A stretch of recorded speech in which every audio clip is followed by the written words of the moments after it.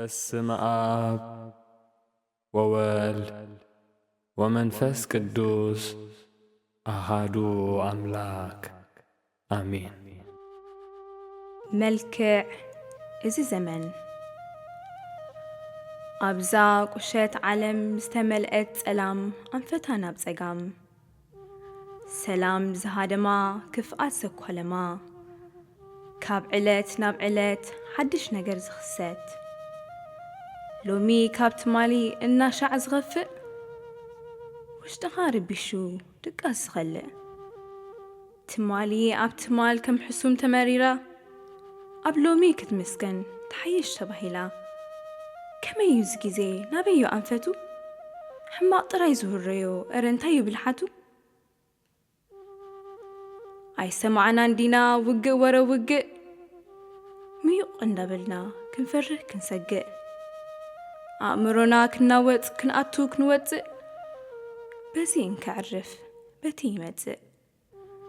ኣይረኣና እንዲና ህዝቢ ብልዕሊ ህዝቢ ተላዒሉ በትሪ ሰይፊ ክድርቢ ዓመፃ በዚሑ ፍቕሪ ክትዘሕትል ሓዊ ንሓዉ ብጭካና ክቐትል ጭካና ክጉላዕለ ርህራሄ ክቕምስል ኣይሰማዕና እንዲና ከተንቀጥቅጥ ምድሪ ህይወት ሰብ ክሃልቕ ብኣላፍ ቁፅሪ ነድሪ ማዕበል ተሳጊሩ ባሕሪ ክሕንበብ ክውንጨፍ ብሓያል ናህሪ ኣይረኣና እንዲና ሕማም ፌራ ሕማም ተመሓላለፍ ብፍጥነት ክላባዕ ህይወት ሰብ ክቐዝፍ ሓሰውቲ ነቢያት ክለዓሉ ብድፍረት ገርህታት ከስሕቱ ብዙሕ ዝውትቱ መንከማና እንዳበሉ ብትዕቢት ዝትዕነኑ ብወንጭፍ ክሕደት ንሓቂ ከቕንኑ ለይትን መዓልትን ድቃስ ዝስእኑ ኣይረኣና እንዲና እቶም ምሁራት ቀለም ዝጸገቡ ከም ንፍጡር ተማረሚሮም ክረኽቡ ተፈላሲፎም ንፈጣሪ ምሰኣኑ ኣምላኽ የለን ኢሎም ክድምድሙ ኣይሰማዕና እንዲና ዋዜማ እንድዩ ኩሉ ምልክት ምጻቱ እንታይ ተሪፍዎ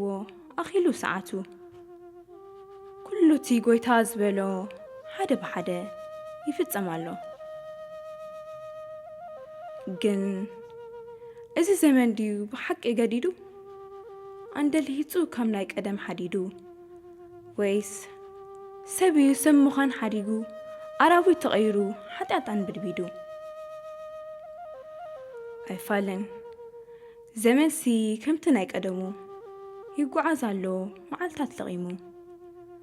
እወ ዘመንሲ ሓንቲ ኸየጉደለ ይቖፅር ኣሎ ሎሚ ጽባሕ እንዳበለ እሞ ምን ደኣ ተቐየረ ሰብ ድዩ ሰብ እወ ሕጊ ኣምላኽ ጠሊሙ ፍቓድ ስጋኡ ኣቐዲሙ ናብ ጸጋም ሰጊሙ ክንሱስ ንጊዜኻ ጸሊሙ ሓደ ነገር ግን ኣሎ እስከ ነስተውዕሎ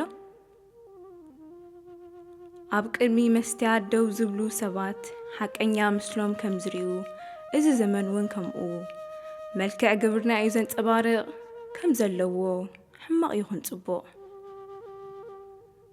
እምበኣር እንታይ ከም ዝመስል ግብርና ኣብ መስትያት ዘመን ንሪኦ ኣለና እሞ እንታይ ንግበር ከመይ ኢልና ንንበር ቃልስና ንጀምሮ ህይወትና ንምራሕ እንዳሞትና ካብ ሞት ኣይነፍራሕ መሳርሒ ሰይጣን ከይንኸውን ሎሚ ንጉራሕ ብተግባር ንበገስ ብትግሃት ንስራሕ ንሞት ዘይኮነስ ንሓጢኣት ደኣ ንፍራሕ ፍላጻ ጽላኢ ኣብሪዕና ክንዕወት ጽባሕ ነቲ ዘይተርፍ መገሻ ዝኾነና ስንቂ ሎሚ ንኣኻኽብ ግብረ ጽድቂ መዓልቲ ጐይታ ኸይትመጸና ከም ሰራቒ ነቒሕና ንጸበያ ብናይ ፍቕሪ ዕጥቂ በቓል ኣይኮነን ንተንስእ ብግብሪ ኣብዚ ከለና ፍረ ጽድቂ ነጥሪ እምበር ጐይታ ጐይታ ዝብል ኩሉ መዓስ መንግሥቱ ይወርስ ጽድቂ እንተዘይብሉ ስለዚ ድሓር መዓር ጽድቂ ክንብርብር ትዕግስቲ ነጥሪ ከም ፍቓዱ ንንበር ኣብ ዓመፅ ኣብ በለፅ ኣብ ባእሲ አብጎነጥ ክፋእ ትምኒት ጠኒስና ኃጢአት ዝወለና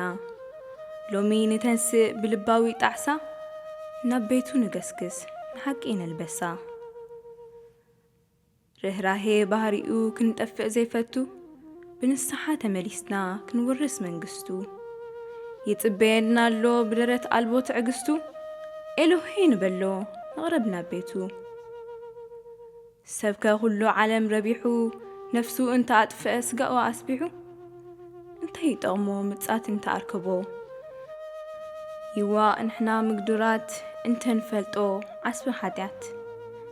በጃዛ ክብርቲ ነፍስና እንታይ እሞ ዘይምሃብና ኣብ መዳግም ምጻቱ እያስተሃፍረነ ስብሃት ለእግዚአብሔር ልዑል ወለወላዲቱ ቅድስት ድንግል ወለመስቀሉ ክቡር ኃያል አሜን።